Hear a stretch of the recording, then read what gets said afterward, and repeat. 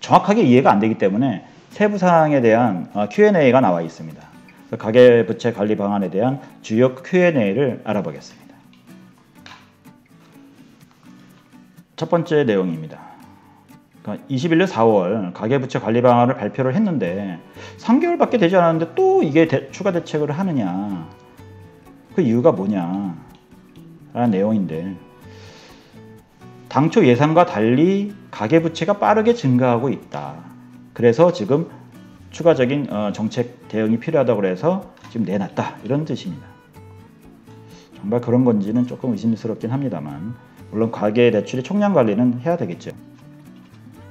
그리고 지금 이제 가계부채 위험성에 대한 인식이 실물 경제에 비해 가계부채가 너무나 좀 규모가 너무 크게 나왔다. 지금 지나치게 크고 증가세도 주요국 대비 너무 가파르게 지금 올라가고 있다라는 것을 이제 이 이유를 삼고 있습니다.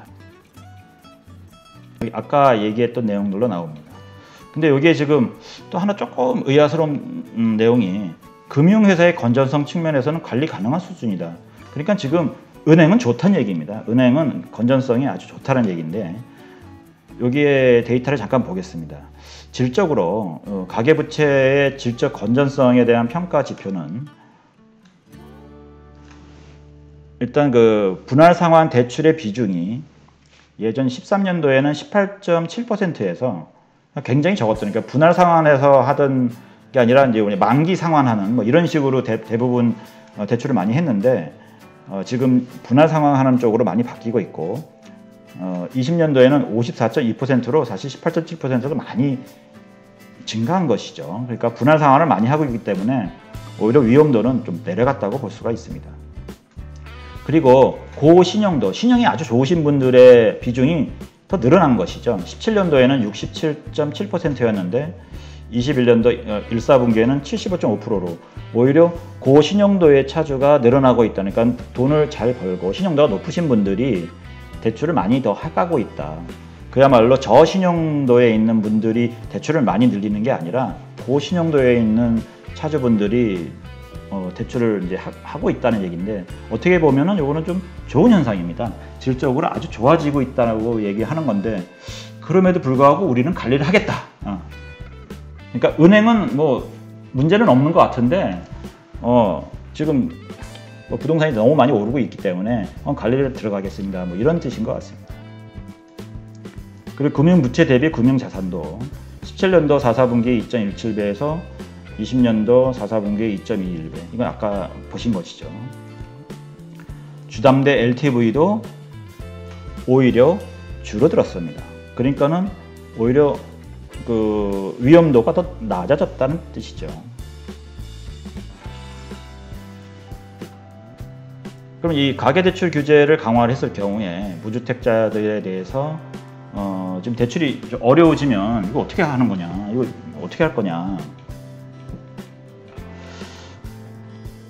여기에는 이제 차주의 상환 능력 범위 내에서 대출을 받고 대출을 받으면 나누어 갖는다는 원칙을 내세워서 하겠다라는 내용입니다.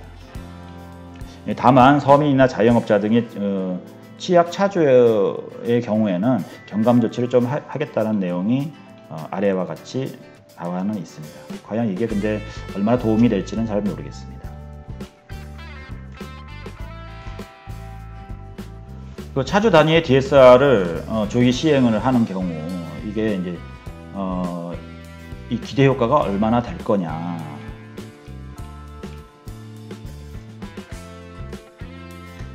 DSR 규제는 차주의 상환 능력을 대출 판단의 기준으로 삼아서 금융회사의 과도한 대출 차단을 가능하게 한다. 즉 소비자를 선제적으로 보호하는 아주 근본적인 측면이 있다라는 좋은 내용이 쓰여 있습니다. 즉 소비자 보호 중심으로 바꾸겠다. 그러니까는 받아줘라. 좀 이런 내용이죠. 그리고 제2금융권의 규제 강화로 제2금융권을 이용하는 취약계층이 불법 사교용으로 내몰리는 거 아니냐. 근데 여기는 이제 강력하게 제2금융권도 예외가 될 수 없다. 아마도 불법 그러니까 사금융으로 옮겨갈 가능성이 높은 겁니다, 사실은. 근데 그럼에도 불구하고 정부에서는 규제를 이제 하겠다. 어떻게 하든 잡겠다라는 얘기입니다. 내가 보기에는 지금 당장에 그 부동산이 올라가는 거에 대해서 어떻게든 잡겠다. 뭐 뜻은 좋은데 과연 이게 어떤 결과가 이어질지 그거는 좀 의심스러운 그런 상태입니다. 뭐 하여튼 그 향후 그 서민 취약 차주들에게 과도하게 축소되는 것은 이제 좀 이렇게 면밀히 관리 점검을 해 나가겠다고 하지만 당장에 그 사람들한테 충격을 주는 것은 어쩔 수 없겠지요. 차주 단위 DSR 적용 여부를 판단하기 위해서 총 대출액 기준으로 적용받는 시점이 언제냐? 내년 1월부터입니다. 1월 1일부터 모든 가계 대출의 합을 총 대출액으로 해서 기준을 삼겠다라는 얘기고. 그러니까 여기 예가 하나 있는데 21년도 5월 달에 신용대출을 5천만 원 받았다고 하면 올해 21년 8월에 주택담보대출을 1억 3천만 원 받았을 경우에는 총 대출 누계액이 1억 8천만 원이 되는 것이고요. 만약에 내년도 3월 달에 신용대출을 또 2천만 원 또 추가 신청했을 경우에는 이때는 2억 원이 이제 초과되는 거기 때문에 이때부터는 차주 단위의 DSR을 적용된다. 그러니까 개인별로 2억이 내년 초에 초과되면은 DSR을 적용받을 것이다. 그러니까 본인이 버는 거에 따라서 본인의 신용과 연봉에 따라서 갚을 수 있는 상환 능력을 보고 하겠다. 그러니까 좀 실질적으로 그 소득 증빙이 어려우신 분들은 대출을 사실 받기가 어렵다고 보시면 됩니다. 그리고 이제 그 기존의 총 대출액 2억을 초과하는 경우에는 상환해야 되는 거냐? 소급하지는 않는다라는. 그럼 총 대출액 2억을 초과한 상태에서 추가로 신청하면 적용되는 거냐? 맞죠. 이미 DSR이 40%를 초과했거나 추가 대출로 DSR이 40% 초과하게 되면 대출이 받기가 불가능하다라고 아예 써 있습니다. 40%를 넘기면 이제 아예 불가능합니다 라고 표현이 되어 있습니다. 근데 여기에 이제 중요한 내용이 차주 단위의 DSR을 계산할 때 예외적으로 제외되는 대출들이 있습니다.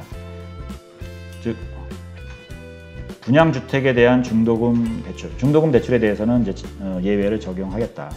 또한 재개발 재건축에 대해서 이주비, 추가 분담금 이런 거에 대한 중도금 대출에 대해서는 예외를 쳐주겠다.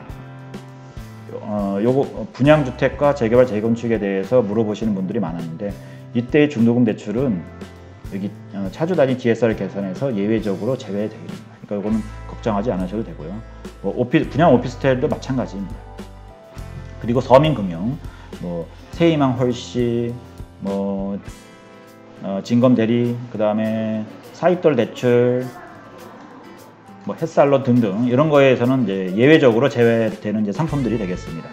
그리고 300만 원 이하의 소액 신용 대출에 대해서는 걱정하지 않으셔도 되고요. 지금 당장의 전세 자금 대출에 대해서도 예외적으로 대출을 적용하겠다. 그리고 나머지 주택연금이나 여러 가지 내용들이 있습니다. 이건 한번 읽어보시기 바랍니다. 10번입니다. 차주 단위 DSR 2단계 시행 전에 분양을 받은 사람들도 잔금 대출 취급 시 총 대출액이 2억이 초과한다면 DSR 적용 대상인지. 기본적으로 내년 이후에 취급된 대출은 2억이 초과 시 무조건 DSR이 적용된다고 명명을 했습니다. 다만 이제 단금 대출의 경우에 시행일 전까지 입주자 모집 공고, 특히 이제 입주자 모집 공고가 없었다 그러면 착공 신고를 했거나 재개발 재건축 사업장 조합원의 경우 관리처분 인가, 그러니까 관리처분 인가가 됐다고 하면 이미 됐다고 하면 일단 여기는 그 당시에 입주자 모집 공고의 그 당시 규정으로 적용하기로 됐습니다. 그러니까는 뭐 이게 지금 현재 착공신고나 관리처분 인가가 났을 경우에는 걱정하지 않으셔도 될 것 같습니다. 다만 내년 되면 이제는 잔금 대출 이런 거 중도금 대출, 잔금 대출도 굉장히 좀 어려움이 있지 않을까 그렇게 지금 보고 있습니다. 그러니까 차주 단위 DSR 2단계 시행 전에 그 입주자 모집 공고를 기준으로 분양받은 사람들이 잔금 대출 취급 시에는 2억 원이 초과하더라도 차주 단위의 DSR 적용 대상은 아니다라고 명명했습니다. 11번째, 이 제도 시행 이전에 2억 원이 이미 초과되어 있는 그런 사람의 경우에 만기를 연장하는 경우에는 DSR 적용이 되는 것인지, 그러니까는 이 제도 시행 이후 신규 대출일 경우에 그때 이제 그 DSR 적용을 받는다는 얘기죠. 그러니까 여기 이제 신규 대출이라는 게 정확하게 표현이 되어 있는데, 신규 대출은 기존 대출을 증액하거나 재약정하거나 대환하거나 채무 인수 등을 포함한다라고 되어 있습니다. 즉 기존 대출을 그냥 단순히 기한 연장만 하거나 금리 또는 만기 조건만 변경됐을 경우에는 신규 대출이 아닌 것입니다. 그러니까 신규 대출이 아니기 때문에 요거에 대해서는 걱정하지 않으셔도 될 것 같습니다. 즉 금액이 넘거나 신규로 더 늘리거나 이런 경우에는 받는다는 얘기고요. 만기 연장, 단순히 만기 연장하는 경우는 차주 단위 DSR을 적용하지 않는다. 설사 총액이 2억이 넘더라도 그러니까 소급 적용하지는 않겠다는 얘기입니다. 그 차주 단위의 그 일부 상환 해가지고 2억 원 이하가 되는 경우에는 어떻게 되는 것이냐? 당연히 아니겠죠. 일부 상환을 해서 2억 원 이하가 된다 그러면은 당연히 그 DSR 적용해서 제외가 되는 것입니다. 이건 당연한 얘기입니다. 13번. 여기 13번 제2금융권 관리에 대해서는 여기 상세한 내용은 별도로 여기를 내용을 보시면 될 것 같습니다. 요거까지 요거는 넘어가도록 하고, 서민들이 많이 이용하는 카드론의 경우에 이거 포함을 시켰는데 이거 어떻게 할 거냐. 하지만 이제 최근에 카드론의 그 취약 차주의 부실이 대규모화했다. 가지고 이게 뇌관이 될 수 있다. 그래서 이거를 관리를 하겠다는 얘기입니다. 카드론이 포함이 된다는 얘기입니다.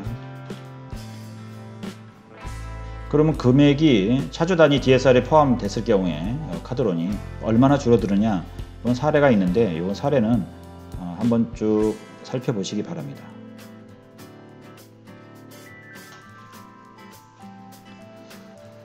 그 가계부채 질적 건전성 제고입니다. 16번 분할 상환대출 확대 필요성의 의의는 뭐냐? 여기에 조금 의의가 좀 국가별 주택담보대출 주담대를 비교를 해놨습니다. 근데 한국은 전세대출을 포함입니다. 과연 그럼 전세대출이 주택담보대출과 동일하냐? 이거는 좀 사실 우리가 좀 깊이 생각을 해봐야 됩니다. 전세라는 것은 우리나라에만 있는 제도인데 이거를 주택담보대출에다가 포함시켜가지고 비교를 했습니다. 이건 사실 전세대출을 뺐을 경우는 어떻게 되고 포함했을 때는 이렇게 되니까 전세대출도 관리를 어떻게 하겠다. 이런 식으로 이제 표현이 돼야 되는데 그냥 국가별 주택담보대출 분할 상환 대출 비중이 영국은 90%, 뭐 독일은 89% 이런데 한국은 52%라. 그래가지고 분할 상환 비중을 높이겠다. 단순히 이렇게만 지금 비교가 되어 있습니다. 그러니까 이거는 좀 한국의 그 전세대출이라는 거, 실제로 전세대출은 거의 그 금융권에서는 그야말로 꽃놀이패입니다. 그 임대인이 어차피 줄 거기 때문에 그 거의 이게 물릴 가능성이 거의 없죠, 사실은. 전세금은 계속적으로 올라가고 있는 상태고, 근데 이거를 어떻게 보면 이제 금융기관만 더 좋아지게 해주는, 그리고 솔직히 그 전세 대출의 경우에는 2년 기한인데 2년 동안 만약에 한 4억, 5억 이렇게 지금 빌릴 경우에 거의 뭐 한 1,000만 원, 1,700만 원, 뭐 1,800만 원 이렇게 지금 갚아야 된다는 얘기인데 그렇게 할 수 있는 사람이 전세 대출을 받겠습니까? 월세로 가야 하는데 월세 대신에 대출이 조금 그 이율이 낮은 전세 대출을 활용을 하는 것이지요. 그러니까 실제로 이게 월세를 갈 경우에는 전세 대출 자체가 없어지는 겁니다. 그러니까는 외국의 경우에는 전세 대출 자체가 없고 임차인이 실제로 대출 받는 경우는 별로 없는 것이죠. 그 미리 한 달, 두 달치를 미리 월세를 내고 그러고 사는 뭐 그런 식이기 때문에 한국처럼 이렇게 2년 계약으로 목돈을 주고 이렇게 거주하는 경우는 외국에는 없습니다. 근데 그거를 같이 우리나라도 다 포함시켜가지고 주택담보대출로 해가지고 비교를 해서 분할 상환 구조가 뭐 우리가 이상하다 뭐 이런 식으로 표현이 되어 있는 건데 이거는 조금 억지 주장이 아닌가라는 생각이 듭니다. 뭐 물론 이제 전세 대출도 관리는 해야 되는 거는 맞는데 여기다가 이렇게 표현하는 거는 조금 안 맞는 것 같습니다. 신용대출 분할 상환 인센티브를 적용하기 위한 요건은 그러니까 올해 이제 7월부터 지금 인센티브가 적용 중에 있습니다. 별도의 거치관 없이 분기별 월별로 균등 분할 상환 최대 10년 구조로 지금 진행을 하고 있고 분할 상환 금액이 총 대출액의 40% 이상으로 지금 되고 있다고 표현이 되어 있고요.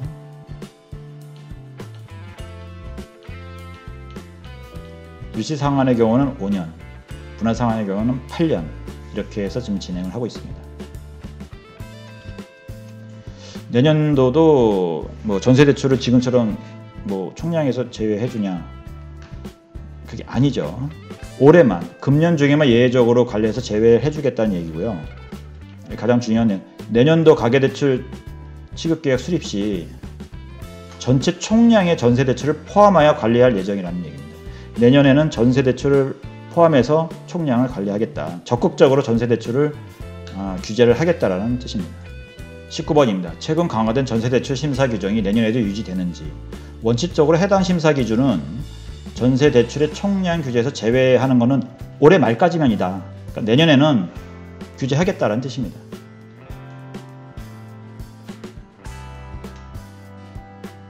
20번. 이거는 이제 농민들에 대해서는 어떻게 할 거냐. 농민은 사실은 어떻게 보면 기업 대출에 준하게 대출을 취급해 줘야 되는데 그거에 대해서도 이제 좀 세부 절차를 마련하겠다라는 뜻입니다. 뭐 대책을 즉시 시행하지 않고 발표 2개월 후에 왜 시행하냐? 뭐 당연하겠죠. 지금 갑자기 이걸 지금 바로 하면은 엄청나게 큰 혼란이 오기 때문에 내년 1월부터 지금 이 규제를 시행하겠다. 플랜 B가 나옵니다. 플랜 B. 그러니까 지금 이 규제를 좀 하고 있는데 플랜 B도 준비하고 있으니까 마음의 준비를 해라 이런 뜻으로 보이고요. 여기는 이렇게 표현되어 있습니다. 플랜 B는 DSR 등 기존 제도의 효과성을 미리 높이며 급증 분야 또는 규제 사각지대에 있는 추가 규제 방안을 구성하겠다. 그래가지고 요거는 가장 적합한 방식으로 봐서 구체화해서 추진을 하겠다. 그러니까 플랜 B가 있다는 것은 또 규제 대책을 내놓겠다는 뜻이겠죠. 규제에 아주 뭐 끊임없이 규제를 내놓겠다는 뜻입니다. 내년도 가계부채 증가율의 관리 목표를 4에서 5%대 이거는 이제 어떻게 산출됐느냐? 그러니까는 뭐 이게 뭐 평균을 잡아서 이렇게 했다라는 이제 이런 내용인데 요 정도만 4% 5%로 하는 이유에 대해서 표현을 해놓은 내용이겠습니다. 22년 가계부채 4에서 5%대 달성이 가능한 것이냐? 올해는 이제 5에서 6%대 이때는 관리 목표를 제시를 해서 진행을 하고 있는 것이고요. 내년도에는 어떻게 하든 맞추겠다. 목표를 관리하겠다. 4에서 5%대 증가로 이걸 막겠다. 강력한 의지를 보이고 있습니다. 오늘은 가계부채 관리 강화 방안에 대해서 상세히 알아봤습니다. 금융감독원에서 고시한 이 내용을 여러분들이 상세히 알아보시고 내년도에 어떻게 해야 될 것인지 그럼 미리 올해는 어떻게 할 것인지 이거를 미리 계획을 수립하여 미리 대비를 하시기 바랍니다. 지금까지 투자의 탄생이었습니다. 감사합니다.